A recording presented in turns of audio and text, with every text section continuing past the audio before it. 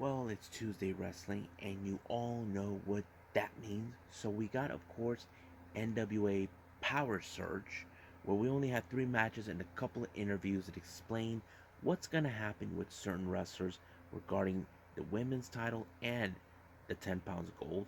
We even got AEW Dark with an over 90-minute event, which was really good. And do not forget, we got NXT 2.0. As you know, we got a brand new NXT champion. But what else is going to take place? And finally, I reviewed a past event for a promotion I never heard of. It's called New South Pro Wrestling with their show known as New South Americana 2021 that took place this past 4th of July. So, let's get started with another episode of Deleted Wrestle Zone.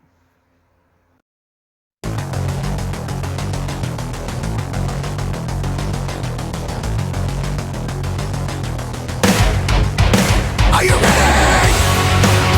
Get up, get up. Get up, get up. Get up, get up. Get up, get up. Get up, get up. Get up, get up.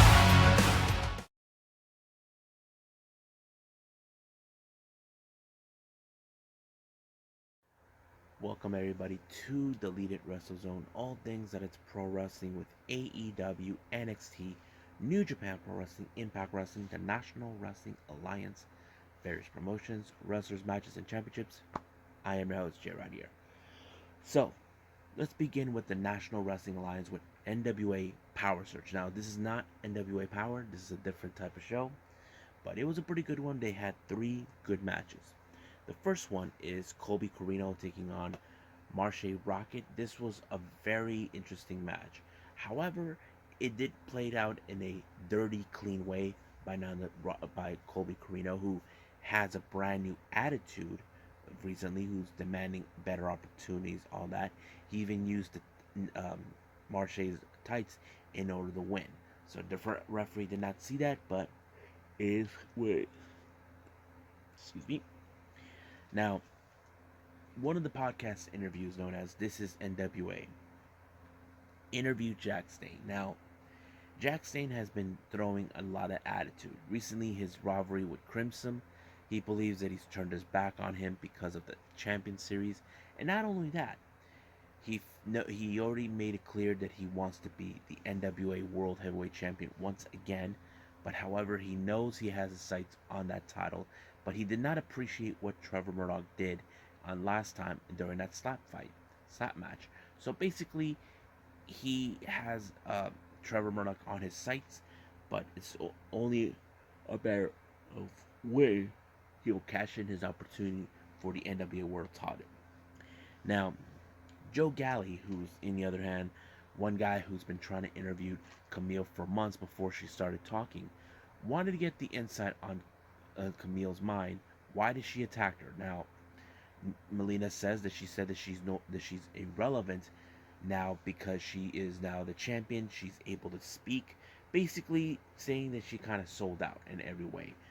But I don't think Camille take that too kindly. However, Joe Galli did made a very fantastic point. Does Melina pose a threat to the NWA Women's World Championship? And according to her, no. But, we may never know. We know that the NWA World title is something she has desired to obtain ever since she first arrived there. But we'll see what happens then. Now, our next match is a 3-way women's match. We have Tootie Lynn, who is a native of St. Louis. We got Sky Blue and Thunder Kitty. Now, there were some good moments between Tootie Lynn and Sky Blue teaming up, but however, the teaming doesn't end well. But somehow, Sky Blue was able to pull a fast one on Thunder Kitty really quick, allowing herself to pick up a very impressive victory on this one.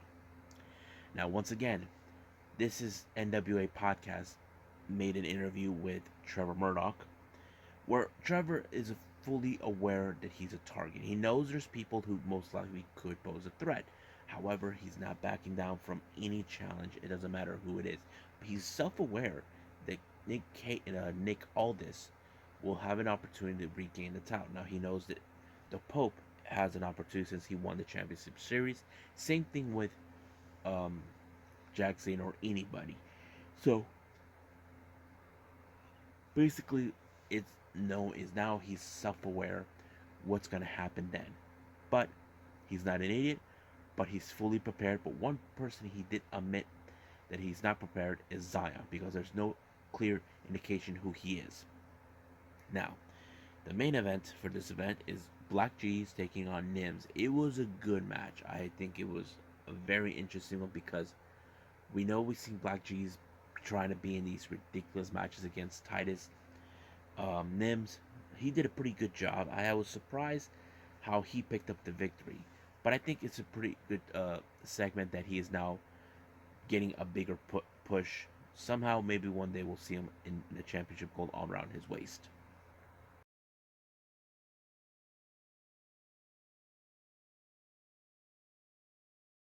Okay, so they're in their second week doing AEW Dark in Newer Studios. As you know, they're all pre-tapes. I don't know how long the pre-tapes were. I understand they did two sections of it. But right now, let's just do what we have right at this moment that we saw on the latest episode on YouTube. The first match we have none other than Wardlow taking on JDX. This match was over when the referee made a decision where he did that infamous move and JDX was not moving. So pretty much that's how it ends.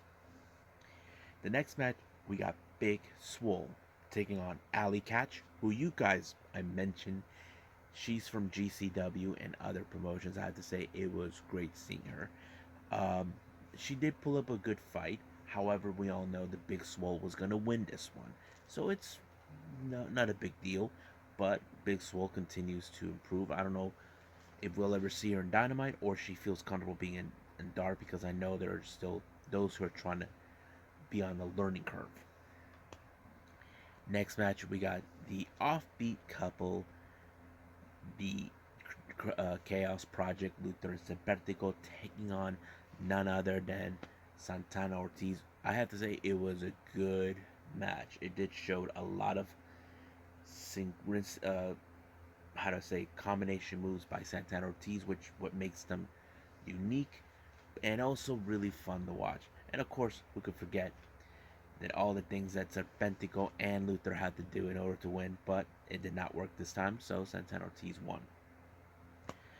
Next match, we have Dylan McQueen taking on Joey Janela, who's being accompanied by none other than Kayla Rossi. But you can guess right away in this match, Kayla Rossi gets involved, but Joey Janela wins the match. Next match, we have Tay Conti being accompanied by Evil -1 and Anna Jay taking on Marina Tucker. It was a good match, especially when she does her judo stuff, but the way she finished her off with the pump kick, allowing herself to pick up the victory, the 1, 2, 3, and that's all she wrote, folks.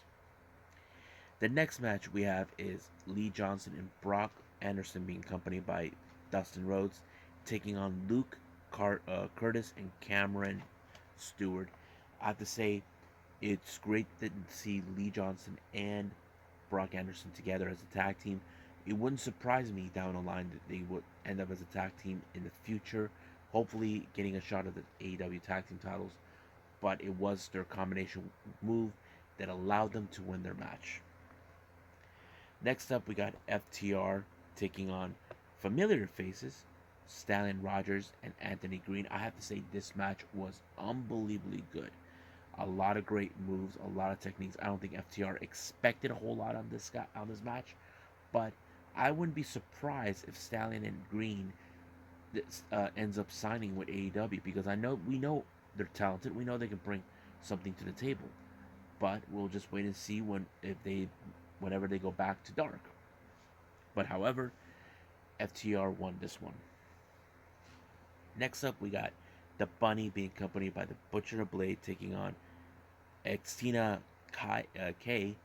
I don't know why what name is weird, but as you know, Bunny is the most devious and more lunatic than the other women in the bunch. but she will always wins her matches no matter what in Dark. Next up, we got Lance Archer taking on Marcus Storm, and you all know how this ends. He got Marcus Cross got his ass whooped, and of course got slammed with a black hole slam, and it was already over the moment it happened. Next up, we got the Wingmen, Peter Avalon and Ryan Meneth, alongside with JD Drake and Cesar Bononi, taking on Dark Order's John Silver and Alex Reynolds. And I have to say, what a great match to see these two together again. I was surprised with how things are going. As you know, the storyline still continues that Dark Order is still in dissension, but we'll see what happens then. But I have to say, seeing um, Silver and Reynolds winning a match, it was great. Hopefully, we get to see them more as a tag team. Next up, we got Daniel Garcia along with 2.0 taking on Alan Five Angels. But you can guess this match was good. But however, in the entire time, near the end, we all knew 2.0 would get involved, allowing for Daniel Garcia to win the match. So basically, Daniel Garcia is now being recognized as the one person that everybody needs to pay attention. Now, it's still unclear whether if AEW is going to sign him. We just got to wait and see what happens then. Next up, we got a trios match. We got one corner, The Factory, Nick Camarado, Aaron Zillow, and QT Marshall taking on Darren Begston, Cole Carter, and Sean Maluda. Interesting match. As you know, The Factory is a dominant thanks to Nick Camarado, but however, it was the self-arrogance of QT Marshall applying the Diamond Cutter to end the match is what allowed them to win, but we'll see what happens down the line for them. Next up, we got JD Drake along with the women taking on Colt Cabana. It was a good match because it showed can someone take on JD Drake, who's a huge dude, but it did work. I did not expect it was to be that good, but it was a moonsault that ended the match for Colt Cabana to pick up the 1-2-3. And then finally, our main event, Bear Bronson taking on Eddie Kingston. Another good hard-hitting match. Before we get to Grand Slam, and of course he did the back fist in order to win the match. But however, he thanked the fans for being there, but at the same time, he got Lance Archer showed up because Eddie Kingston is self-aware what's going to take place this coming Wednesday on AEW Dynamite. So I'm excited for that. But right now, let's end it right here and move on with NXT 2.0.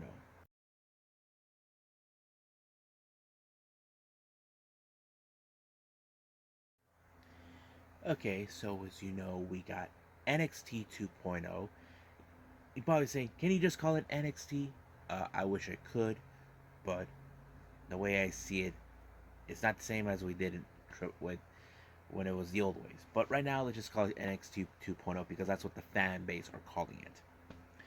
So it opened up. Of course, we saw several wrestling stars in the NXT brand out in the ring, and here comes Tommaso Ciampa, putting an interesting promo saying that he looks at guys like Carmelo Hayes, who is one of the future guys who you can look at, and you got Braun Breaker. You got others who feel that could get a potential opportunity to get a title shot. However, he was somewhat of interrupted by none other than Cameron Grimes, who wants to have a shot of the NXT title. However, he wasn't the only one. There was, of course, LA Knight, Pete Dunne, but the whole thing became into a brawl. Basically, it became chaotic. But at the same time, in the locker room, it was chaotic with women. You saw Amari Miller and what's her name, B-Fab, in a confrontation with, of course, Elektra Lopez and Kaylee Ray.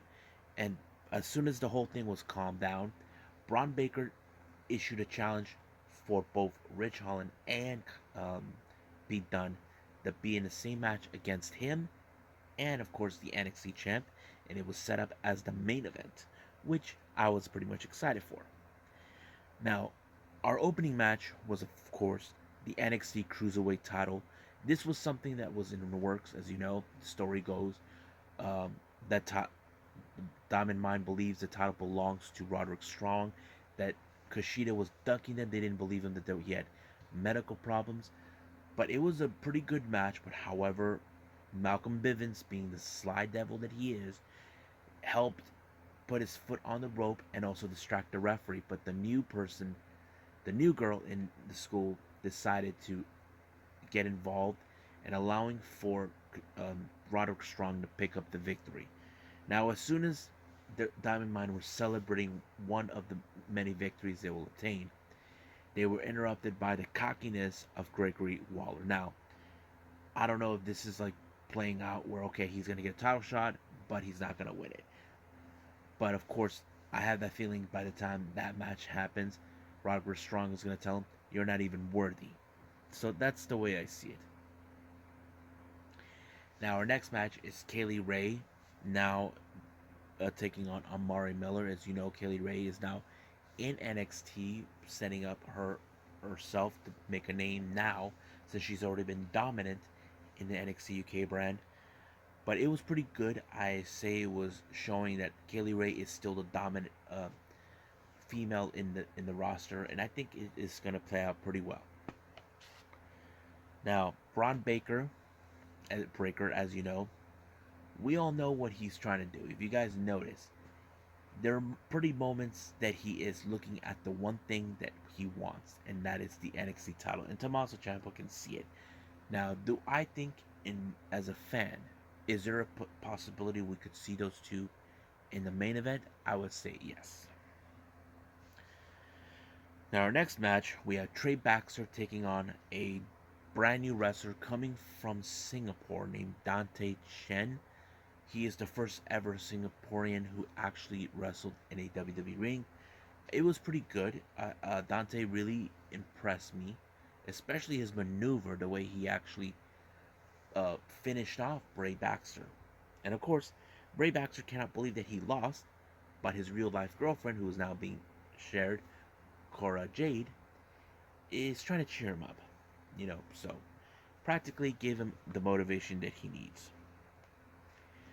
Now, Joe Gacy, who originally was questioning Cameron Grimes' motives over him getting a title shot for the NXT title, he set up in a good match, but I have to say the match was pretty well. But the best part is how Cameron Grimes put him in the cave-in and allowing himself to win the 1-2-3 count. Now, I did mention this before. I wonder what the honeymoon between Dexter Lumis and Indy Hartwell is going to look like. And of course, we're going to see that next week. I'm kind of excited to see how this is going to turn out. Especially Wade Barrett, who can't stand it. Now we see Elektra Lopez now in full support of Legado, taking on someone we have seen on AEW Dark. I'm talking about Tasha Price. Now, I'm not sure what's the deal. I do know that Tasha Price has been invited through the tryouts, but it's still unclear to me if she passed or not. But as you can guess, this is a match where they're showing how dominant Elektra Lopez can be. Now, the feud between Legado and Hit Row is now reaching a boiling point. As you know, we're seeing two of the dominant women in both factions. However, Santos did say that Elektra is the final piece to the puzzle. But we'll see when that match between those two will take place. Now, Odyssey Jones set himself in the match with two guys, Kerry Millman and Darren Chippentale. I'll just call him Darren. The match was like pretty interesting, 2-on-1, showing the strength and a bit of the speed of Odyssey Jones. But at the same time, he saw that Andre Chase was in his face. Andre Chase will never forget what happened at the wedding where, Odyssey Jones was trying to tell him to shut up. But however, the match ended perfectly where Odyssey Jones went on top of the turnbuckle and pancaked both competitors. Andre Chase even tried in the post-match to hurt him, but nothing worked. Now, Frankie Monet, since her debut, she already has her sights set for the NXT Women's title.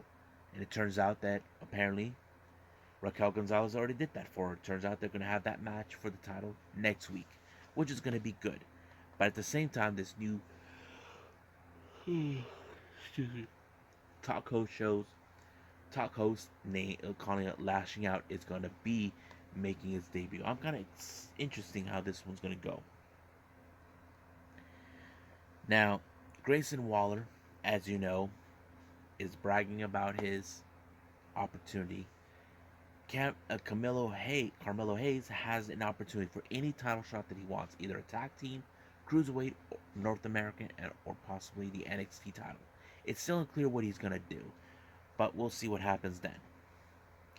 Now we get a very interesting promo by Toxic Attraction. As you know, they're trying to be the dominant female faction. Now we could never forget how Mandy Rose back then was part of a very interesting faction Absolution when they first arrived, and now she's leading her own faction with Gigi Dolan and JC Lane. It appears now that Gigi Dolan and JC Lane are in fact targeting the NXT Women's Tag Team titles. Now it seems that now it's becoming more apparent they're going to put more effort and give a much better, how to say, storylines for the NXT tag team, for the NXT Women's Tag Team titles, which something we definitely need to see. We haven't seen a whole lot with Starks and Io Shirai. Now, do I think they could lose these titles to Dolan and Jane? I have to say it could be a possibility, but we'll see what happens then. Let's see. But of course, as soon as this happens, Starks and Io Shirai, they're basically not worried, but they're not impressed with the fact how they've been calling out. Now, the Starks, who's been trying to be reasonable, saying we need to come up with a strategy, and of course, Indy Hartwell's closest friend, saying that she wants to have a shot of the tag team title. So this is something that we know is going to happen, but the real question is when. Now, our main event is Braun Breaker teaming up with Tommaso Ciampa to take on Rich Holland and Pete Dunne. It was a good match. I'd say Braun Breaker is a very impressive wrestler. Now, I can say we could see a bright future in him, but the one thing I have a problem with is that they're not mentioning he is the son of Rick Steiner. But the best part at the end of the match is where Kyle O'Reilly got his payback against Rich Holland by using that little baton and whacking him in the ribs. So this is going to be a fun, interesting storyline, allowing for Breaker and Ciampa to win. But the real question is, can we picture Braun Breaker taking on Tommaso Ciampa for the title? That's only time will tell. But right now, we'll just wait and see for the upcoming weeks what's going to take place in NXT.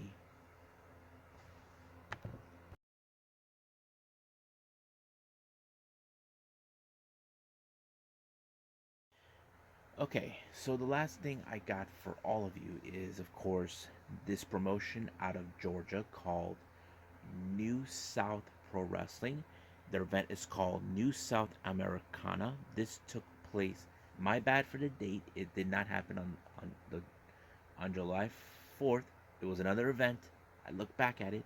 This one took place on the 26th of June. So basically, that was it.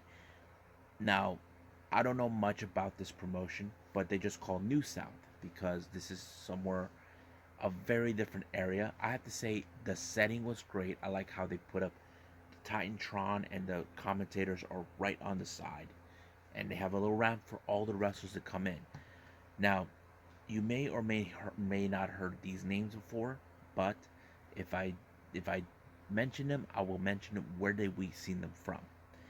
Now, our first match was a submission match between Dustin Leonard and Brandon Williams. I have to say, it was a pretty good submission match.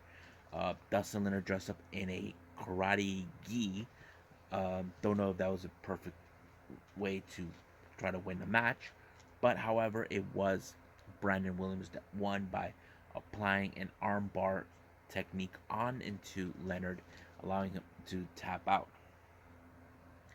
Now, this next match we got Shug D, or you guys may have heard him when he was in AEW Dark, and Jericho called him out.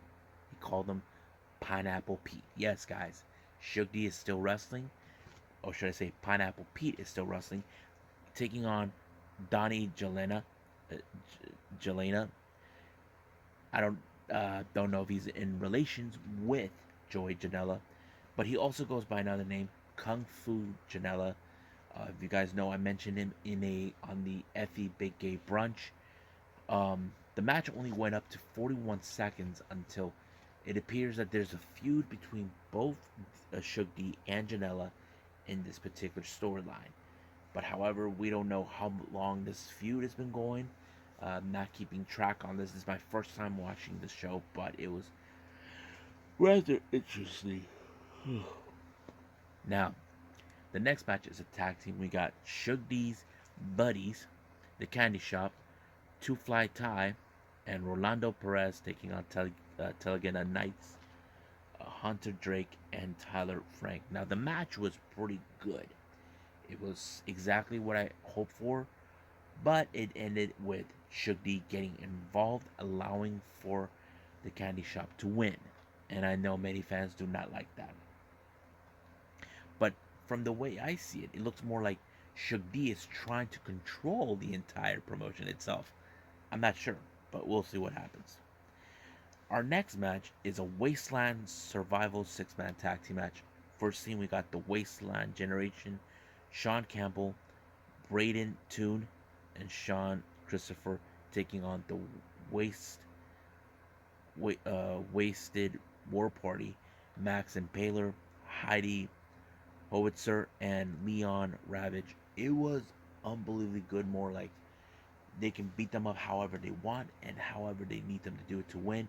But they were smart enough to separate Heidi and Max away from Leon in order to pick up the victory, and that's exactly what they did. Our main event is the New South Heavyweight title in a leather strap match between Derek Neal and Cabana Man Dan, who I mentioned once before on a event for the Black Label Pro, I think. But it was a good match. But however, Two Fly Tie got involved. I don't know what's the deal, but as soon as the match was over, we had they had the return of someone who we mentioned on AEW Dark many times over, Adam Priest, and now Adam Priest has made his intentions clear that he wants a shot of the title. So the real question is, when will that happen? Now, will I ever see this type of show again? I don't know, but hopefully we do, because I like to review every promotion there is out there for all of you guys. So I think that's it for now. So I'll call it just right here. Well, I hope you guys enjoyed this episode, me reviewing, of course, NWA, AEW Dark, and of course NXT, and throwing something new for a change.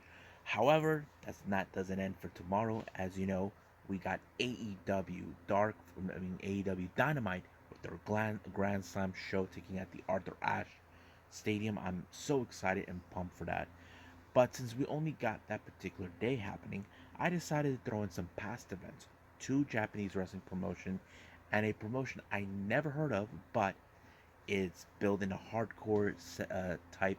It's called Hardcore Hustle Organization, or as H2O. I'm excited to review this for the first time ever. This took place back in late March, but I'm excited now. As for the other events, one is All Japan Pro Wrestling, part of the Royal Road Tournament. This is for day one on the afternoon, and of course Stardom, day two of the Golden Week Fight Tour. So as for now, I'll see you guys in the next DWZ time, same DWZ channel. I must bid all of you adieu. So goodbye, mwah, and have a nice day. Bang.